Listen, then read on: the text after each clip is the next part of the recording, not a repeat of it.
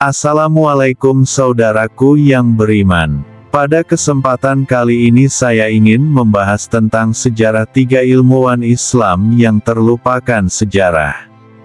Adapun yang pertama ialah Abbas ibn Firnas 810–887 Masehi, seorang polimat dari Andalusia, sekarang Spanyol, terkenal sebagai salah satu perintis ilmu penerbangan. Ia lahir di kota Ronda dan menghabiskan sebagian besar hidupnya di Cordoba, pusat intelektual di bawah pemerintahan Kekhalifahan Umayyah di Andalusia. Ibn Firnas memiliki banyak minat, mulai dari matematika, astronomi, hingga puisi, dan ia juga melakukan berbagai eksperimen sains.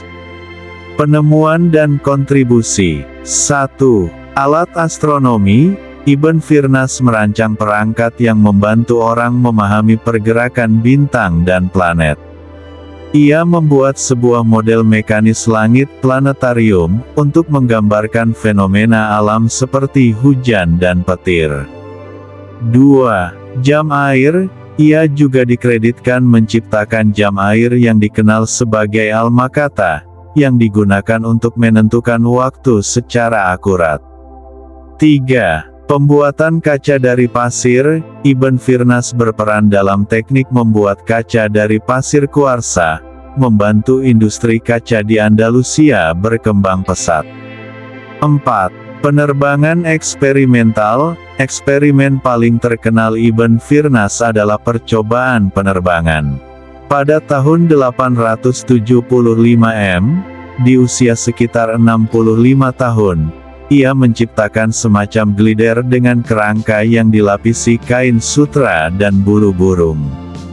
Ia melompat dari tempat tinggi, diduga menara Cordoba, dan berhasil terbang sebentar sebelum jatuh dengan keras. Meskipun mendarat dengan tidak sempurna dan terluka, percobaan ini memberikan wawasan awal tentang aerodinamika. Warisan dan pengaruh. Meskipun eksperimen Ibn Firnas tidak menghasilkan penerbangan sempurna, ia dianggap sebagai salah satu pelopor dalam ilmu penerbangan dan inspirasi bagi inovasi selanjutnya. Namanya diabadikan dalam bandara di Baghdad, Bandara Ibn Firnas, dan sebuah kawah di bulan. Banyak sejarawan mengakui bahwa ide dan eksperimennya menjadi dasar bagi konsep penerbangan di masa mendatang. Ibn Firnas adalah simbol bagaimana pengetahuan dan ilmu sains berkembang di dunia Islam pada masa keemasannya, dengan memberikan pengaruh pada dunia Barat di kemudian hari.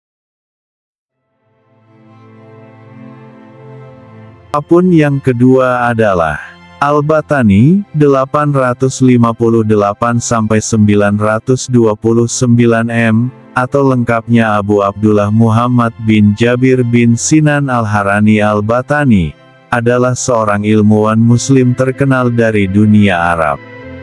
Ia dikenal sebagai salah satu astronom dan matematikawan terkemuka pada zaman keemasan Islam dan sering disebut sebagai Ptolemeus Arab karena pengaruhnya dalam mengembangkan ilmu astronomi. Kehidupan awal dan pendidikan. Al-Battani lahir di Haran, kini wilayah Turki, dan kemudian pindah ke kota Raqqa, Suriah. Ia berasal dari keluarga Sabian yang memiliki tradisi ilmu astronomi dan matematika, tetapi kemudian ia memeluk Islam. Sejak muda, ia menunjukkan minat mendalam terhadap ilmu astronomi dan matematika, dan mengembangkan pengetahuannya dengan mempelajari karya-karya ilmuwan Yunani, seperti Ptolemeus. Kontribusi dalam astronomi dan matematika. Al-Battani sangat berpengaruh dalam dunia astronomi karena perhitungannya yang akurat tentang pergerakan benda langit. Beberapa kontribusi pentingnya meliputi: 1. Penentuan panjang tahun matahari. Al-Battani menghitung bahwa jumlah hari dalam setahun adalah 365 hari, 5 jam, 46 menit, dan 24 detik. Hasil ini lebih akurat dibandingkan perhitungan Ptolemas sebelumnya dan mendekati perhitungan modern, yaitu 365,2422 hari. 2. Perbaikan nilai perihelion dan aphelion. Ia mengamati bahwa orbit bumi dan planet-planet tidak sepenuhnya bulat, tetapi sedikit elips. Ia juga menghitung posisi perihelion titik terdekat orbit bumi dengan matahari, dengan lebih akurat. 3. Penentuan presesi equinox. Al-Battani juga menyadari adanya pergeseran titik equinox presesi, yaitu pergerakan lambat posisi matahari saat equinox dari tahun ke tahun, yang mempengaruhi perhitungan kalender. 4. Penghitungan trigonometri dan fungsi sinus. Al-Battani memperkenalkan beberapa perbaikan dalam tabel trigonometri, terutama dalam penggunaan fungsi sinus dan tangen, yang menjadi dasar penting dalam astronomi dan navigasi.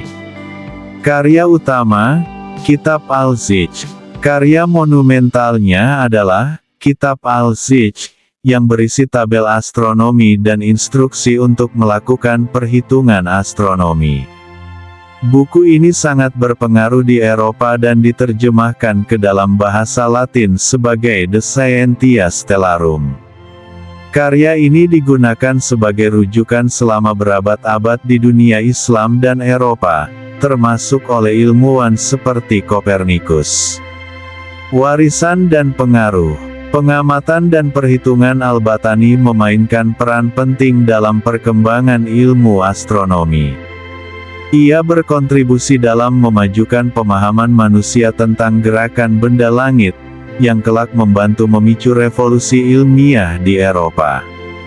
Beberapa astronom Eropa, seperti Tycho Brahe dan Kepler, mengutip hasil-hasil Al-Battani dalam karya mereka. Sebagai penghormatan, salah satu kawah di bulan diberi nama Kawah Al-Battani. Hingga kini, ia dikenang sebagai salah satu ilmuwan terbesar dari peradaban Islam yang berperan dalam menghubungkan ilmu pengetahuan Yunani kuno dengan dunia modern.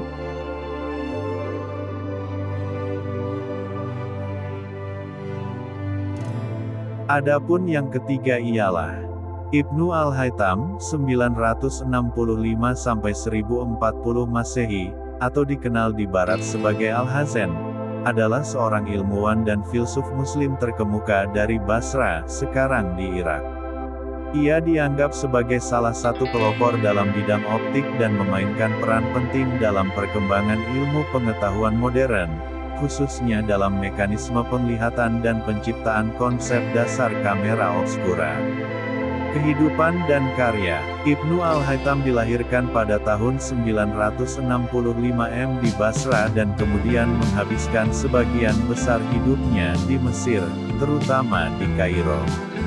Ia dikenal karena kecerdasannya dan beragam kontribusinya di berbagai bidang seperti matematika, astronomi, fisika, kedokteran, dan filsafat. Namun, bidang optik menjadi pencapaian paling berpengaruh dalam karirnya. Penemuan kamera obskura, salah satu sumbangan terbesarnya adalah eksperimen tentang cahaya dan penglihatan yang ia dokumentasikan dalam karyanya Kitab Al-Manazir, buku optik. Dalam karya ini, ia mematahkan teori kuno yang menyatakan bahwa mata memancarkan cahaya untuk melihat objek.